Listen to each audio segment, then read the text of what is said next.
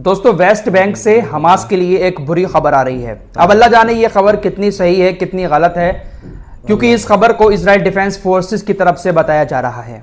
आप लोगों को मालूम ही है कि इजरायली सेना अब वेस्ट बैंक में भी घुस चुकी है और वहां पर भी लोगों को परेशान कर रही है, हमले करके लोगों की जान ले रही है। 3 दिन हो चुके हैं वेस्ट बैंक के अंदर इजरायली सेना को घुसे हुए। एक मस्जिद को भी शहीद कर दिया। मस्जिद में जब हमला किया इजरायली सेना ने तो वहां पर 5 लोगों की मौत भी हो गई। इजरायली सेना ने आरोप लगाया कि यहां पर हमास के लोग बैठे थे और वो आतंकी गतिविधियों को अंजाम दे रहे थे, इसलिए मस्जिद के अंदर ऑपरेशन चलाया गया। कल भी इजराइल डिफेंस फोर्सेस की तरफ से वेस्ट बैंक के अंदर ऑपरेशन चलाया गया। इजराइल की सेना ने कहा कि हमने तीसरे दिन आगे बढ़ते हुए हमास के एक कमांडर को मारा और उसके 2 गुर्गों को भी मार गिराया। इजरायली सेना की तरफ से कहा गया कि जो वेस्ट बैंक का जेनिन है, वहां पर जो गढ़ शहर है, वहां पे आतंकवादी समूह के प्रमुख हमास के वासिम हाजिम एक कमांडर हैं, वो मौजूद थे। उनको हमारे विशेष दलों ने मार दिया, साथ ही साथ उसके 2 गुर्गों को भी मार गिराया। इस तरह की जानकारी इजराइल डिफेंस फोर्सेस की तरफ से दी गई है। लेकिन दोस्तों, इसमें कितनी सच्चाई है कुछ कहा नहीं जा सकता, क्योंकि इजराइल तो हमेशा हमास के नाम पर पूरे गाजा को, पूरे फिलिस्तीन को तबाह करना चाहता है। कहीं पर भी इजराइल हमला करता है तो उसका एक्सक्यूज यही देता है कि यहां पर हमास के आतंकी छिपे हुए थे, आतंकी गतिविधियों को अंजाम दे रहे थे। फिलहाल एक शख्स को मारा है जिसको हमास का कमांडर बता दिया, 2 और लोगों को मारा है वेस्ट बैंक के अंदर, उनको हमास के आतंकवादी कमांडर के गुर्गे बता दिया।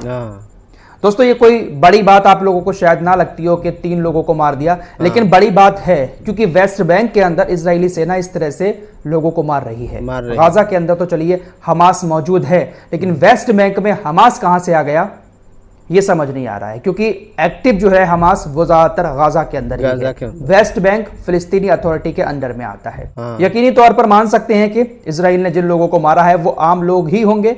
दुनिया की आलोचना से बचने के लिए हमास का नाम लिया जा रहा है। फिलहाल एक और बड़ी खबर सामने आ रही है।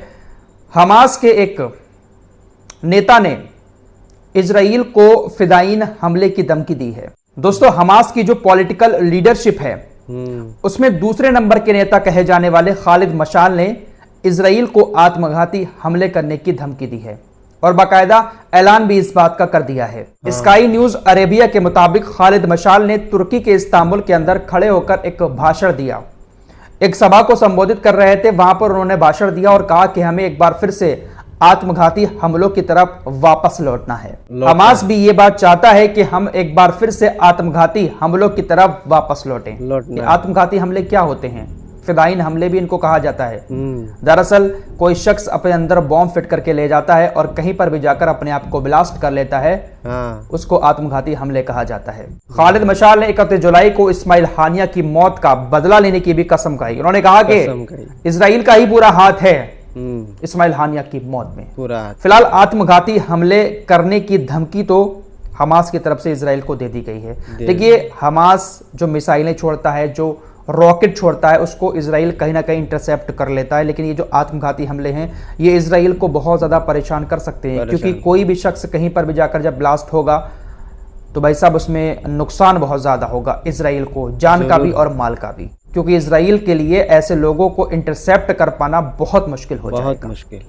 आगे बढ़ते हैं, ईरान की तरफ चलते हैं। ईरान ने एक बार फिर से बड़ी बड़ी धमकियां अमेरिका और इजराइल को दी हैं। ईरान के एयर डिफेंस कमांडर ने कहा, हम मीलों दूर से दुश्मन के हर खुफिया विमान का पता लगाते हैं और उसकी निगरानी करते हैं।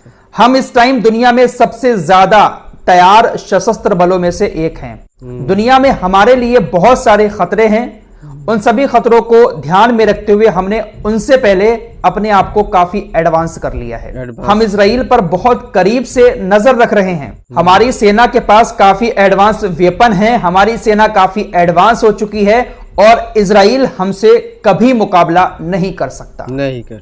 बड़ी बड़ी बातें ईरान की तरफ से कही गई हैं। देखिए, वैसे तो मैं ईरान की काफी तारीफ करता हूं और ये तारीफ मैं अपनी तरफ से खुद नहीं करता हूं और मैं खुद नहीं कहता हूं कि ईरान फिलिस्तीन के लिए बहुत कुछ कर रहा है, बल्कि हमास, हूती, हिजबुल्लाह, ये जितने भी संगठन हैं ये भी इस बात को कहते हैं कि ईरान ही है एक ऐसा देश जो फिलिस्तीन के लिए लड़ाई लड़ रहा है, हमारा समर्थन कर रहा है। लेकिन अभी मैंने ईरान का ये जो बयान आपको सुनवाया है कि हम इजराइल से बड़ी ताकत हैं, अपनी तरफ आने वाले हर एक खुफिया खतरे को हम पहचान लेते हैं, तो इस्माइल हानिया के ऊपर जो हमला हुआ उसको ईरान क्यों नहीं पहचान पाया? क्यों नहीं पहचान? दोस्तों ये बड़ा सवाल है।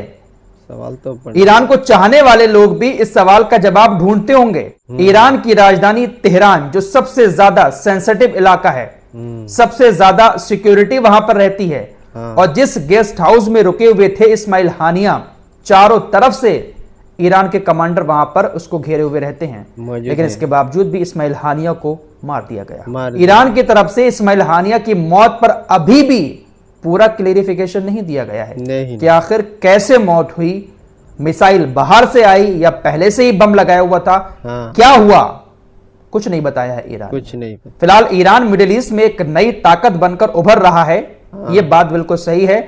अमेरिका और इजराइल भी इस वक्त ईरान के ऊपर पूरी नजर गड़ाए हुए बैठे हैं, ईरान के परमाणु कार्यक्रम के ऊपर। ईरान ने परमाणु हथियार बना तो लिए हैं, लेकिन ईरान अभी तक उसका सफल परीक्षण नहीं कर पाया है। यह कुछ वैसा ही है जैसे अमेरिका ने भारत पर नजर रखी थी। अगर आपको थोड़ी सी हिस्ट्री मालूम हो तो जब भारत ने अपना पहला परमाणु परीक्षण किया था, सफल परीक्षण पोखराम के अंदर, उस वक्त भी अमेरिका पूरी नजर भारत के ऊपर गड़ाए हुए बैठा था, सैटेलाइट के जरिए पल पल की खबर रख रहा था। लेकिन भाई साहब उस वक्त के हमारे एपीजे अब्दुल कलाम, उन्होंने अमेरिका की आंख में धूल झोंककर सफल परमाणु परीक्षण किया था और भारत एक एटॉमिक पावर बन गया। ईरान ने परमाणु हथियार बना लिए हैं, ऐसा दावा कई बार किया जा चुका है, लेकिन बस अभी ईरान ने सफल परीक्षण नहीं किया है। ऑफिशियली सामने नहीं आया है कि भाई ईरान के पास परमाणु हथियार है। अमेरिका नजर गड़ाए हुए बैठा है कि ईरान को सफल परीक्षण नहीं करने देना है। अमेरिका पूरी दुनिया के ऊपर नजर गड़ाकर बैठा हुआ है, और ये जो नजर गड़ाता है अमेरिका, इसमें बहुत ज्यादा पैसा भी खर्च होता है। एलन मस्क ने कहा है कि अमेरिका बहुत तेजी के साथ दिवालियापन की तरफ बढ़ रहा है। अमेरिका जिस तरीके से पूरी दुनिया के अंदर पैसा खर्च कर रहा है, अमेरिका बहुत तेजी के साथ दिवालिया होता जा रहा है। आइए अब थोड़ी सी बात आईएसआईएस की कर लेते हैं। पिछले 24 से 48 घंटे के अंदर आईएसआईएस के बहुत सारे लोगों को मारा गया है, बहुत सारे लोगों को गिरफ्तार किया गया है, ऐसी खबरें आ रही हैं। हालांकि आईएसआईएस की तरफ से अभी तक इस बात को लेकर किसी तरह का कोई ऑफिशियली कहीं पर भी स्टेटमेंट नहीं दिखाया गया है। आईएसआईएस किसका संगठन है, किसने बनाया है, ये एक राज है, लेकिन जानने वाले जानते हैं कि आखिर इस संगठन के पीछे किसका हाथ है। इस्लामिक स्टेट नाम है तो जाहिर सी बात है इसको मुसलमानों से जोड़ दिया जाता है, मुस्लिम आतंकवादी इनको कह दिया जाता है। फिलहाल इराक के अंदर सबसे ज्यादा एक्टिव है आईएसआईएस। तुर्की की वायुसेना ने कहा है कि हमने तकरीबन 184 आईएसआईएस आतंकियों को गिरफ्तार किया है पिछले 2 हफ्ते के अंदर। वहीं अमेरिका ने कहा है कि हमने इराकी सेना के साथ मिलकर इराक के अंदर आईएसआईएस के कई सारे ठिकानों पर छापेमारी की, जिसमें 15 आईएसआईएस के लोग मारे गए। 29 अगस्त को अमेरिका ने इराक की सेना के साथ मिलकर इस ऑपरेशन को अंजाम दिया।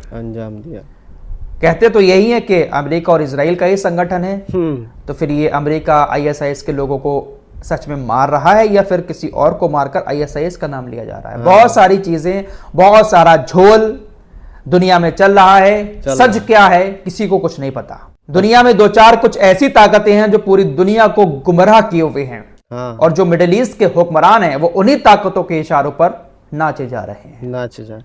दोस्तों हमारी रिपोर्ट को देखने के लिए बहुत बहुत शुक्रिया। चैनल पर नया तो जरूर सब्सक्राइब कीजिए। मिलते हैं कुछ अगली खबरों के साथ, तब तक के लिए अपना ख्याल रखिए। धन्यवाद।